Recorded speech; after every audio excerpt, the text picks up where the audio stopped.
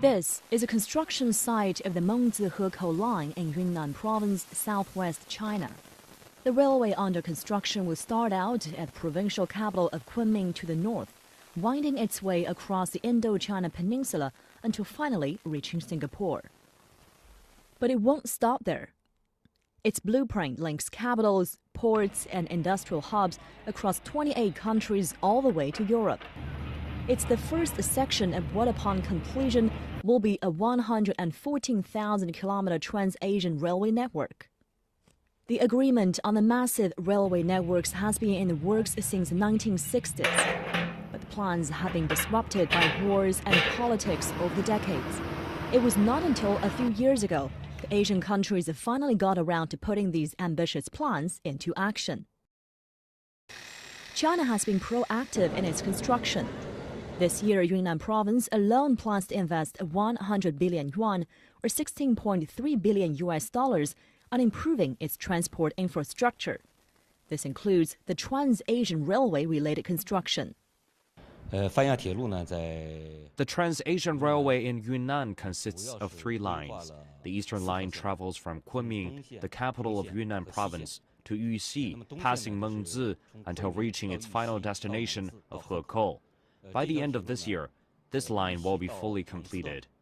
The central line connects Yuxi, Pu'er, Xishuangbanna, and Mohan, then crosses the border into Laos.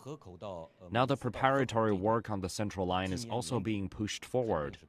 The western line has 2 branches, one of which travels from Dali to Ruili. Its construction started in 2008, and the other is from Baoshan to Tengchong. The construction of the Dali-Ruili route has been incredibly complex due to the large portion of the bridges and tunnels the project requires.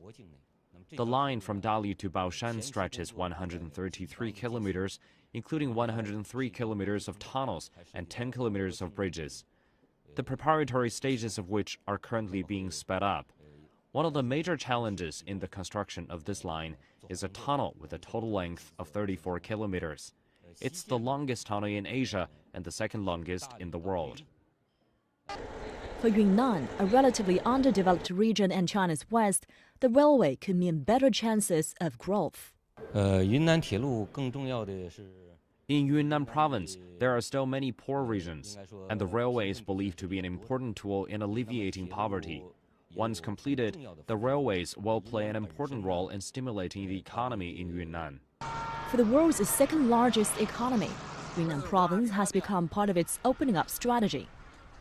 During this year's national parliamentary session in March, Chinese Premier Li Keqiang urged Yunnan Province to step up its opening up to Southeast Asia, promising central government support. When the Trans-Asian Railway is finished, the transport distance from China's western areas to the Middle East and Europe will be shortened by about 3,000 to 5,000 kilometers in comparison with the traditional sea route. China is also seeing the construction of the railway as an important artery that will allow it to nurture bonds with its Southeast Asian neighbors.